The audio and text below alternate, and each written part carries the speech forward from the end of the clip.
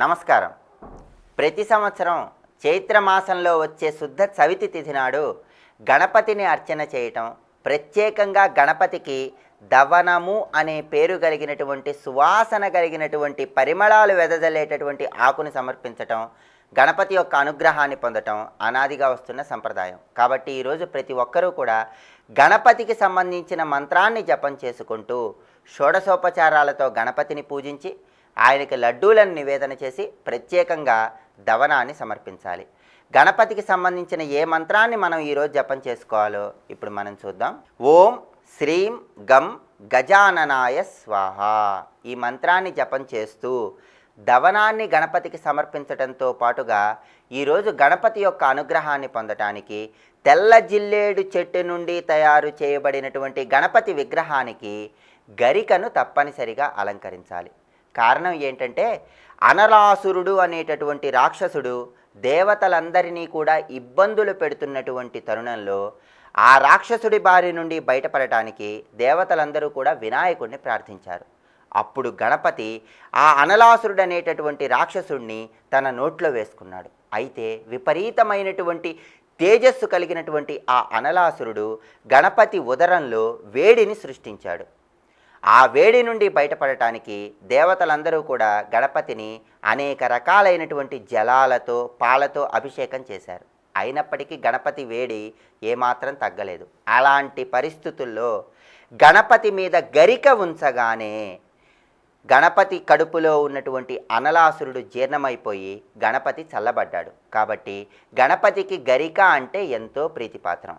ఈరోజు దవనాన్ని గణపతికి సమర్పించడంతో పాటుగా గరికను కూడా ఆయనకు సమర్పించినట్లయితే గణపతి యొక్క అనుగ్రహాన్ని సులభంగా పొందవచ్చు.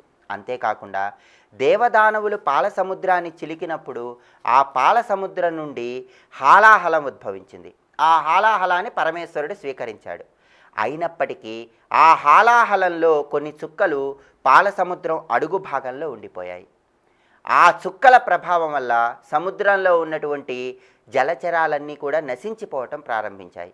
అలాంటి పరిస్థితుల్లో ఆ విషపు చుక్కలన్నీ కూడా సముద్రం ఒడ్డుకి అలా కొట్టుకుంటూ వచ్చి ఆ సముద్రం ఒడ్డులో ఆ విషపు చుక్కలన్నీ కూడా ఒక తెల్ల జిల్లేడు చెట్టు రూపంలో అలా పరిణామం చెందాయి.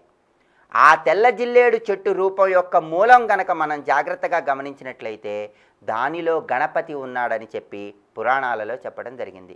దేవతలందరూ కూడా గణపతిని ప్రార్థించిన తరుణంలో గణపతి ఆ విషాన్ని తొలగింపజేయటానికి ఆ విషపు బిందువులతో కలిసి ఒక తెల్ల జిల్లేడు చెట్టుగా ఆవిర్భావం చెందాడని, తెల్ల జిల్లేడు చెట్టు యొక్క మూలంలో గణపతి ఉంటాడని మనకు గణేశ పురాణం తెలియజేస్తుంది.